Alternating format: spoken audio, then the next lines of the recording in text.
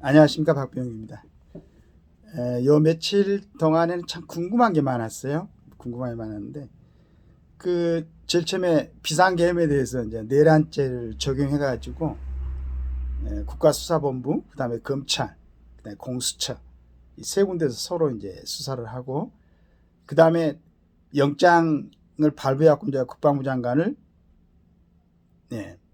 구속시키고, 대통령 그 전에 이제 뭐 비상계엄 때문에 지금 2차 탄핵 시도를 해가지고 탄핵이 됐죠.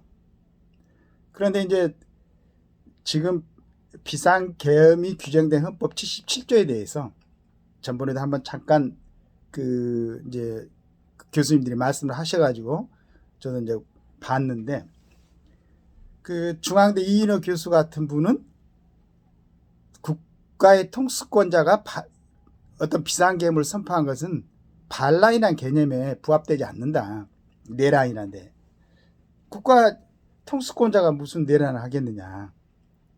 내란이라는 것은 어떤 국가의 일부분에 뭐 법률이나 헌법적인 것 영향력을 주지 않도록 하고, 그 다음에 일정 규모 이상의 인원이 국헌을 물란하기 위해서 폭동을 일으키는 것. 근데 그런 걸 내란으로 규정이 돼 있는데, 형법상에도 규정이 돼 있는데, 지금 윤석열 대통령이 헌법 77조에 의해서 계엄을 선포를 하고 그 77조의 5항에 의해서 국회에서 결의하니까 해제를 했는데, 그게 무슨 내란이냐라고 했단 말이에요. 그 다음에 허영 교수도 이제 마찬가지로 그런 얘기를 했고, 그러면 일단은 대통령이 지금 뭐 탄핵해가지고 이제 직무정지를 시켜놨으니까 대통령이 뭐 어떤 뭐 액션을 취하거나 그러지 않을 테니까 차분하게, 과연 비상계엄 자체가 내란죄에 해당되는가 안 되는가를 먼저 정확하게 규정을 해야 되지 않겠어요?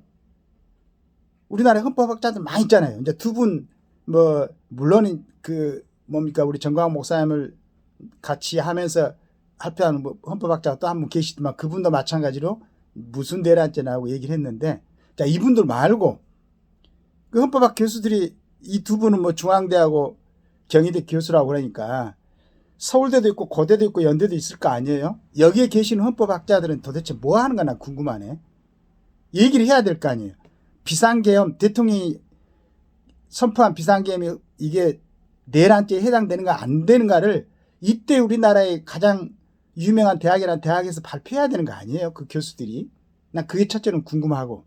그래서 이제 그 부분이, 왜냐하면 내가 이 얘기를 하냐 그러면, 대통령은 내란이나 외환 외에는 재직 중에 형사소출을 못하니까 국회에서 탄핵소출을 하는 것은 별도로 하더라도 수사기관에서 대통령을 수사하는 것은 그걸 먼저 규정을, 개념을 갖다 정리를 해야 될 것 같은데, 이건 뭐 이제 자꾸 말하지만은 아마추어적인 그런 견해니까, 우리나라에 그래도 서울대나 연대, 교대, 고대에서 헌법 강의를 하는 분들이, 그런 학자들이 본인들 의사를 좀 발표를 했으면 좋겠어요.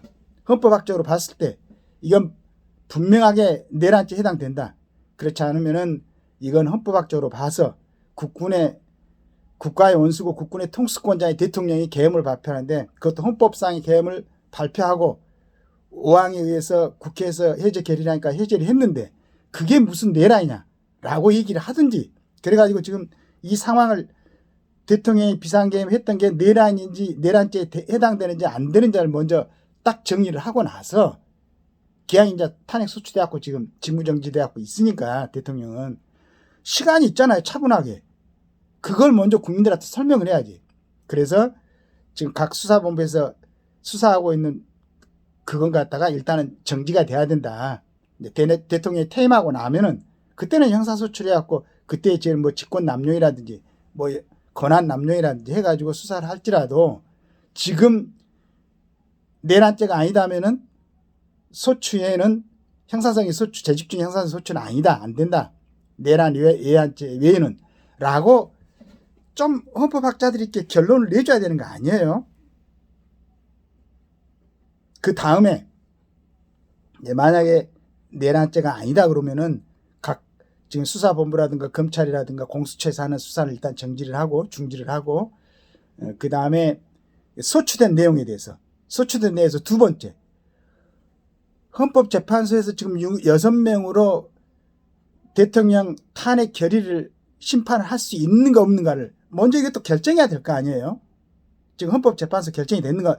그게 아니면은 인원이 충원이 된다면은 헌법재판소에 좀 기다리면서 국회에서 이걸 3명을 갖다 임명하는데 임명 조건이 있던만 보니까 여당에서 1명, 야당에서 1명, 그 다음에 합의해서 1명 이런 조건을 충족시켜갖고 3명을 충원해가지고 헌재에서 탄핵 심리를 갖다 진행을 하든지 왜 절차가 이렇게 분명하게 저 같은 이 아마추어가 보기에도 이런 절차를 거쳐서 진행돼야 되는데 이것도 아니고 참 어렵사리 한덕수 국무총리가 지금 외국에서는 대한민국의 비상계엄이 일어나고 이게 무슨 일이냐라고 뭐 어떤 나라들은 뭐 우리나라 놀러도 이 관광도 못 오게 한다면서 이걸 갖다 이제 수습이 대략 됐단 말이에요. 미국에서도 깜짝 놀랐지. 자기 나라 주한미군이 있는데 갑자기 그런 상황을 갖다 주한미군한테 통보를 안 하고 했다고 미국 쪽에서 서운하게 생각했다고 그러더만. 그러나 뭐 이제 여러 가지 사항을 이해를 하고 또 다행스럽게 한덕수 총리가 좀 이제 유지를 한 것 같으니까 안정되게 한덕수 총리를 갖다 지지하는 메시지도 보내고 이제 차근차근하게 정리되기를 기대를 하고 있는데 뭐가들 급해가지고 아까 얘기했던 건 내란죄가 해당되는가 안 되는가도 정리가 안 됐고 헌법재판소에 6명으로 탄핵 심리를 할 수 있는가 아닌가도 정리가 안 됐는데 수사기관에 제가 이해를 못하는 게 검찰 조직이라든가 뭐 수사본부 전부 다 법을 다 공부하는 사람들이고 전부 고시를 패스한 사람들인데 어떻게 그게 정리가 안 되고 그게 정리가 안 된 상태에서 이렇게 혼란스럽게 국민들을 만드냐 이거지. 일반 국민들이 이해하기 좋게 3가지 절차를 좀 먼저 해결을 하고 진행이 됐으면 좋겠습니다. 첫째는 아까 얘기했던 것처럼 윤석열 대통령의 비상계엄 발표가 내란죄에 해당되는가 안 되는가를 분명하게 명확하게 정리를 하고 첫째는 그 다음에 헌법재판소 재판관 6명이 탄핵 심리를 할 수 있는가 없는가를 먼저 결정을 하고 그 다음에 지금 상황에서 그러면 내란죄에 해당되지 않는다고 하면은 각 수사기관에서 수사하고 있는 걸 일단은 갖다가 정지를 시키고 지금 뭐 국방부 장관 그 다음에 수방사령관 방첩사령관 정보사령관 전부 다 지금 그 활동을 못하게 묶어놨잖아요.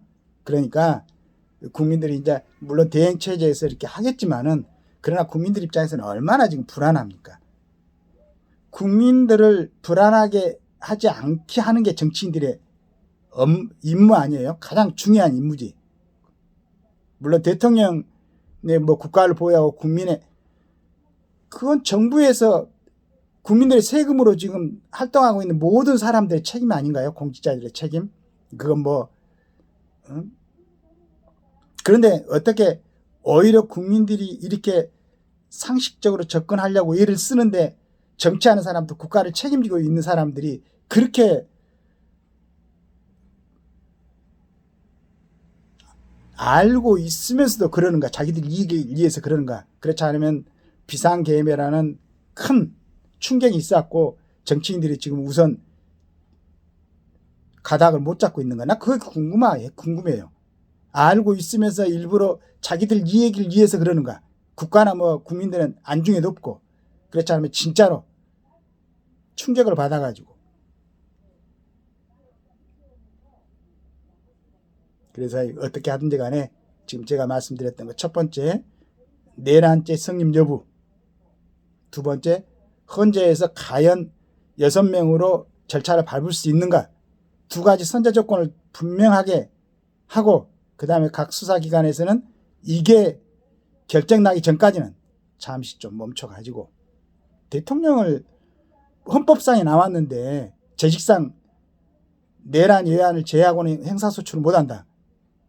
그럼 헌법 위반, 물론 내란죄라고 이쪽 저쪽 얘기를 했기 때문에 이제 수사기관에서도 그랬겠지만은 이렇게 이제 정리가 어느 정도 차분하게 되고 있으니까 그걸 먼저 정리를 해가지고 첫째는 국민들을 안심시키는 거 아니겠습니까? 그 다음에 우리 남한을 갖다 주적으로 얘기한 저 어린 친구, 저 친구한테도 그래도 남한이 우리 대한민국이 차분하게 이걸 제대로 정리하고 있으니까 딴 생각 먹으면 안 되겠구나 라고 생각할 수 있도록 그렇게 해야 되고, 외국에서도 대한민국 역시 대단한 나라다. 식민지 국가에서 민주화를 이루면서 산업건설 이렇게 하고 세계 대단한 10대 경제 대국으로 이렇게 일어난 나라가 대한민국이라 들었는데 비상계엄이 일어났다고 그래서 깜짝 놀랐었는데 그래도 역시 대한민국이다. 차분하게 저걸 정리를 하고 있구나. 좀 시끄럽게 보이지만 그래도 대한민국의 대통령을 비롯한 정부 강요들, 그 다음에 국회의원들이 그래도 나라를 사랑해서 다 제대로 정리를 하고 있구나. 이런 인식을 줘야지. 그렇지 않고 언제까지 그렇잖아도 국민들이 지금 여러 가지로 어려운데 나라에 지대한 영향을 끼치는 여러분들이 이렇게 국민들을 힘들게 하면 안 되잖아요. 지엽적이고 전문적인 건 잘 모르겠습니다. 그러나 막연하게 내가 생각할 때는 이런 큰 문제들은 먼저 정리가 돼야 되지 않겠는가 하는 생각을 하면서 진짜로 국가를 위해서 좀 국민들의 어떤 평안을 위해서 애를 써주시기를, 지금은 지금 움직이지는 못하고 있지만은 대통령이나 그 다음에 정부 강요들, 그 다음에 여야 정치인들, 모두 법조인들,